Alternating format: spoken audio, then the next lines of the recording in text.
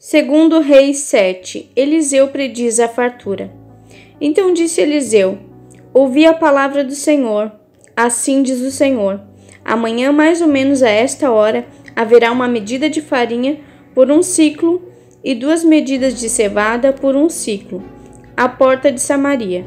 Porém, um capitão em cuja mão o rei se encostava, respondeu ao homem de Deus e disse: eis que ainda que o Senhor fizesse janelas no céu, poder-se-ia fazer isso? E ele disse: eis que o verás com os teus olhos, porém disso não comerás. E 4 homens leprosos estavam à entrada da porta, os quais disseram uns aos outros: para que estaremos nós aqui até morrermos?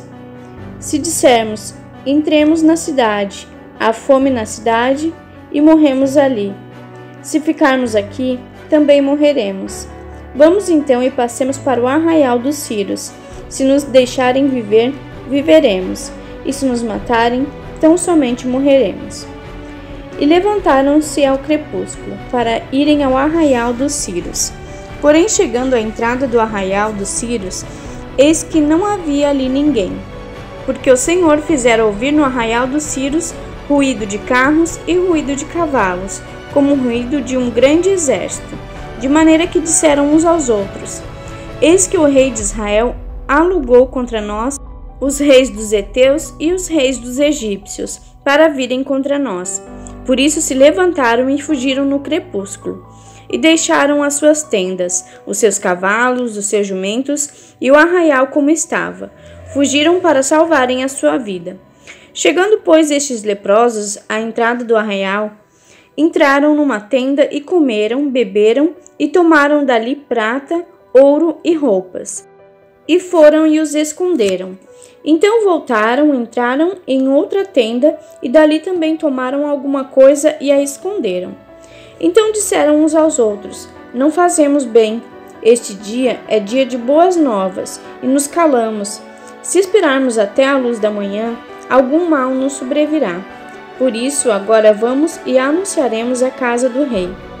Vieram então e gritaram aos porteiros da cidade e lhe anunciaram, dizendo: fomos ao arraial dos Círios, e eis que lá não havia ninguém, nem voz de homem, porém só os cavalos atados, jumentos atados, e as tendas como estavam dantes. E chamaram os porteiros, e estes o anunciaram dentro da casa do rei. E o rei se levantou de noite e disse aos seus servos: agora vos farei saber o que os Círios nos fizeram.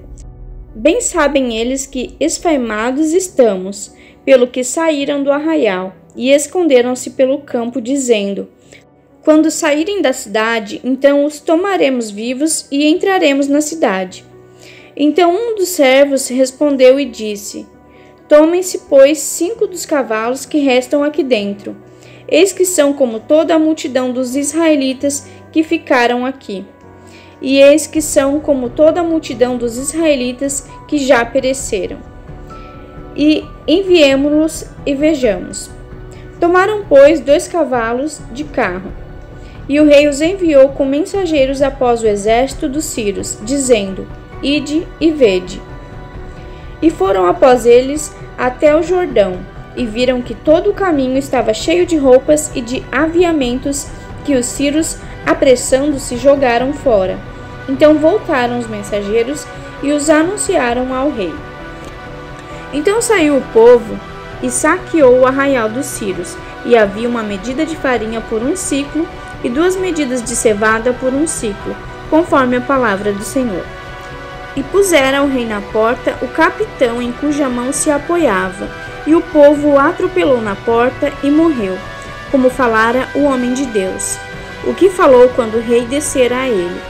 Porque assim sucedeu como o homem de Deus falara ao rei, dizendo: amanhã, quase a este tempo, haverá 2 medidas de cevada por 1 siclo, e 1 medida de farinha por 1 siclo, à porta de Samaria.